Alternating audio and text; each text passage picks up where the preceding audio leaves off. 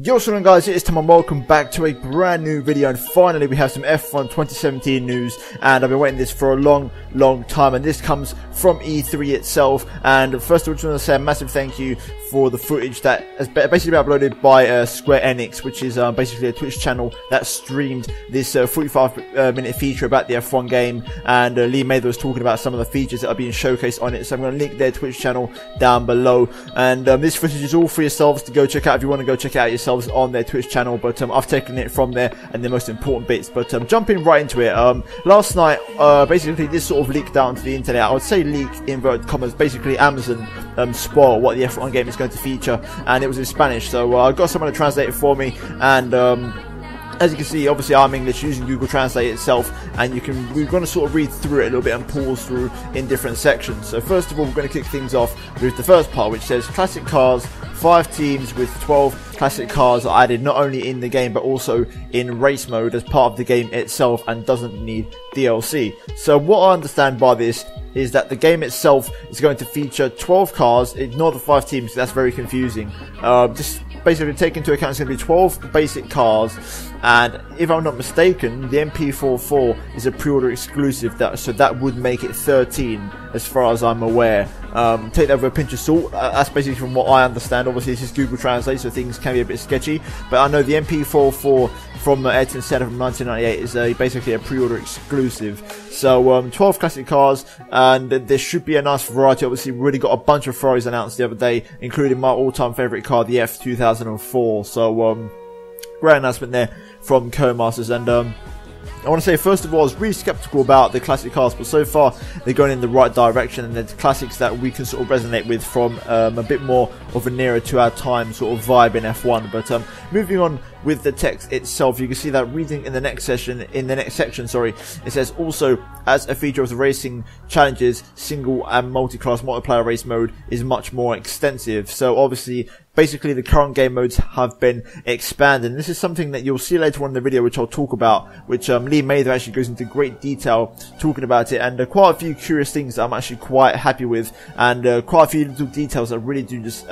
give the game a lot more immersion and just longevity, hopefully, fingers crossed. So moving into the next section, it says improved playability and immersion, like I said, with additional practice programs. This is very important and something that I really wanted to see come with the new game, because obviously last year when the new game came out with the practice programs, that was very cool at first, and after a month or two it sort of died off because it was the exact same 3 practice programs, and it was crucial for me, especially when we was giving feedback to Codemasters, you know, like with the surveys and whatnot, to try and stress that it's important to have variety, and they seem to have listened to the community in that one. And apparently, from what I can gather from this and what Lee said in the press conference yesterday, there should be a lot more just variables, you know, a lot more longevity, and also just a lot more options, and just overall much broader gameplay system when it comes to the practice programs. That's very good to see and very good to hear. Moving into the next part now, you can see that obviously it says that we've got engine and gearbox management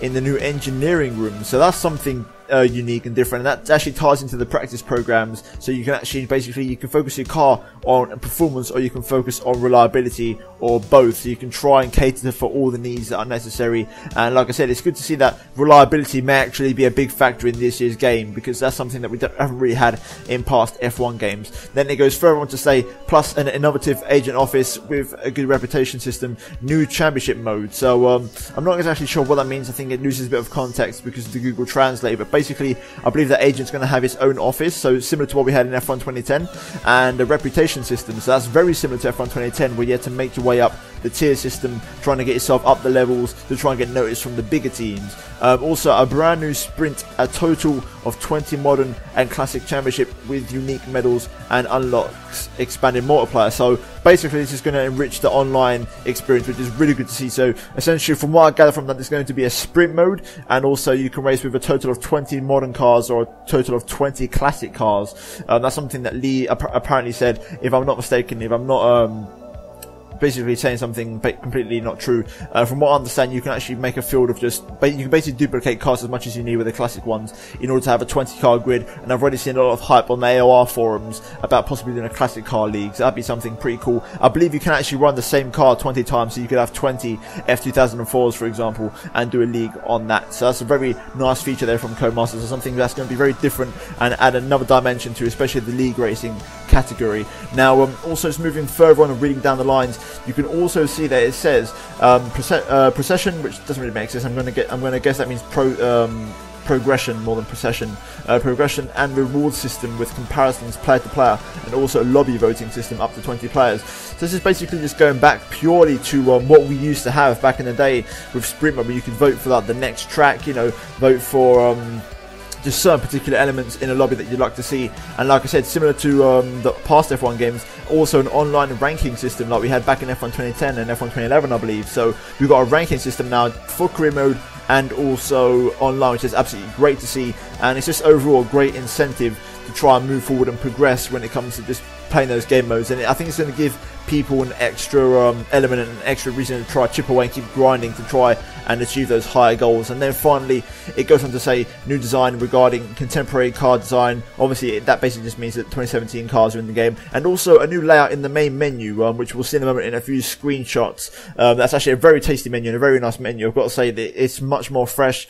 I can't go into details, obviously I know what I'm restricted to say, but from what we can see from this E3 preview, you guys can go check it out for yourselves. The menus are very refreshed. So we're going to move right into the tasty part now, and as you can see, these are the new menus, and we've got some brand new fresh screenshots on screen, as you can see with the F1 2017 Mercedes around Albert Park, and the red seems to be a bit more of a predominant theme in the menus, and just all overall they seem to be working a lot smoother from what I saw in the gameplay from E3 in the Twitch stream. So things are looking very smooth and very buttery, which is really good to see.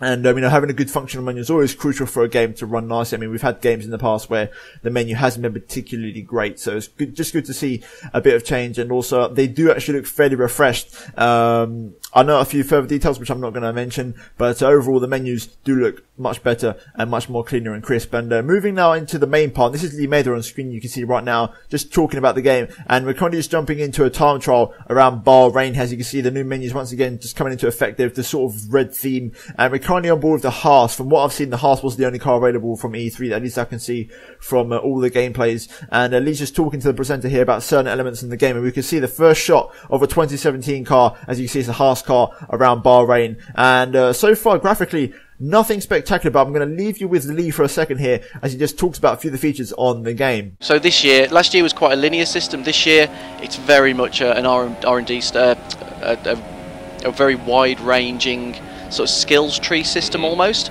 So the player can choose the path that they take the car. So it's a case of, you know, you can start working on a certain area and then you'll hit an upgrade that's obviously going to cost you significantly more to develop. But also upgrades can fail. You know, they're not necessarily guaranteed to be successful.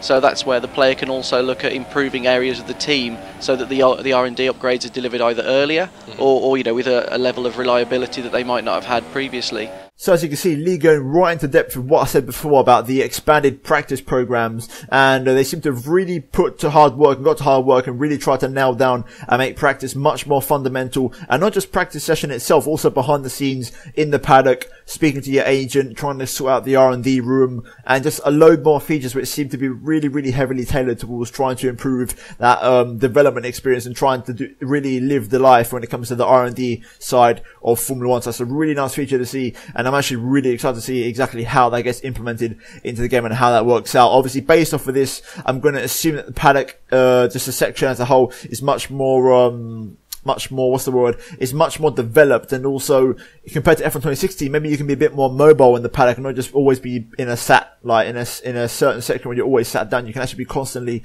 in movement around, you know, certain places of the paddock. That'd be actually a really nice feature to see. So, Lee actually really shedding some light on some very nice information there. Just quickly finishing off with this gameplay of the HAAS here at Bahrain. You can see obviously in the daytime, graphically, I'd say from what I can gather from this, it's very on par with 2016. I think the colours are a little bit more vibrant. different maybe than 2016.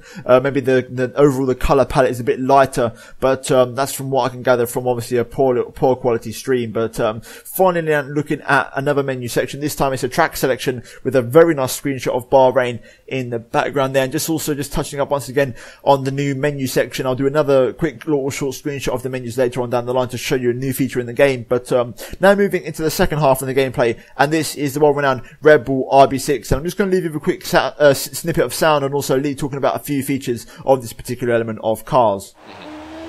So you switched between a couple of different camera views here. This is obviously the kind of the head cam, the in-cockpit.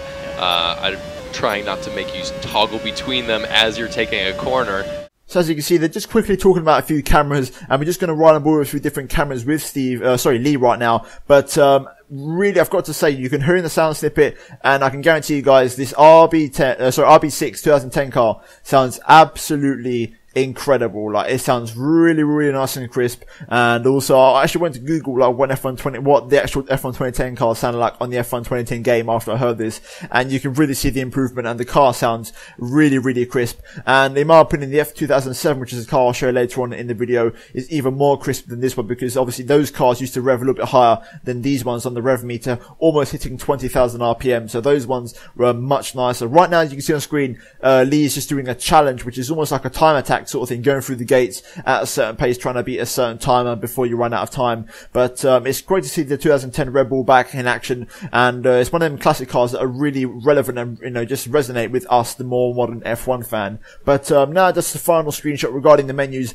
and we have the Bahrain short, and this is something that Lee talked about in the press conference, saying that the tracks themselves have special layouts. So for example, everyone knows the Silverstone short special layout they do for like special events, and there's something brand new for this game. And also, look on screen right now, the OG classic F1 start race sequence, which is absolutely sick that they've managed to get that in there. So that's a really nice touch there from Codemasters, and when I saw that, I was really, really happy with that. That's a really, really nice touch, and hopefully we see that in all game modes, not just classics. I want to see that in the current 2017 cars as well. But as you can see, now looking at the special sort of adapted version of Bahrain, which is a shorter version, and this is what the gameplay I want to focus on, the final part of this video, just talking about two things. First of all, the F 2007, which you can see right now, and the short tracks, which, like I was saying before, you have Silverstone, which has got like a short version. I believe Catalonia has a short version. As of right now, we don't know what tracks they are, but as you can see, we're just going to leave you with the sounds for a second of this beautiful F 2007. We're able to give a really strong representation of the sport in the game. So it's, I mean, that just plays into this being a sports simulation, not just on track. You send people to the individual tracks to mirror the individual experience. Yeah. Like you were talking about, whether it's in the paddock, whether it's in the garage, whether it's around the racetrack. So working with Formula One over the years has definitely been great. So how about that? That car sounds absolutely incredible, and personally I'm really excited for the F 2004. Honestly, you can check my tweets about 3 weeks ago when they just first announced the classics. I was very skeptical, as if like there were just a few classic cars in the game, and the RB10 was the only one that was a fairly late/recent knowledge, and the car was like one of the more newer ones. But we've actually had quite a nice selection of cars dropped this year, including the infamous MP44, and you can't really complain if you're a fan of classic cars, because we're going to have absolutely everything this year. And from what I've gathered from the Amazon press release, and just overall what Lee said in the press conference yesterday, and also what, you know, Ben and Arav and all these sort of guys that got the access early on from the game, everything sort of put together, I can sort of gather that this game has a lot of potential and is a much more complete and full package than 2016. For me, 2016 was the best game Codemasters ever made, just narrowly beating F1 2010. And I feel like this year might just have those characteristics of 2010, especially like the live the life elements of it, and just the elements that really fill the game out and give it the life. I think it's going to have it this year to really sort of cap it off and give it a nice bit of polish to make it a really nice, complete F1 game. Obviously, I'm trying to tread lightly, not talk anything about the beta, which is something that I currently experience. But other than that, I think everything is absolutely looking brilliant for F1 2017, and it's again I'm really looking forward to it. Hope you guys are looking forward to it too. I want to know your thoughts down below in the comments. Like I said, there'll be links down below to any information you may need. Also the Twitch stream from Square Enix that actually basically gave us the opportunity to see this footage. early on. But hopefully you guys did enjoy the video, and like I said, let me know in the comments down below what you think and how excited are you for F1 2017. Personally, I'm looking forward to it. I'm expecting, I think we'll probably see a nice bit of tasty gameplay of the actual cars themselves within the next month or so, especially because the game releases in just over 2 months. So I think Codemasters will be releasing some proper gameplay soon. But nevertheless, guys, hopefully you guys did enjoy this sort of video, and if you did, then leave a like down below, and also subscribe to my channel for this and future F1 2017 content. I've got a special video coming out tomorrow regarding my channel, possibly the future of it, as I want to try and branch out into other games. But nevertheless, guys, hope you did enjoy the video, and thanks for watching, and I'll see you in my next one very soon. Goodbye.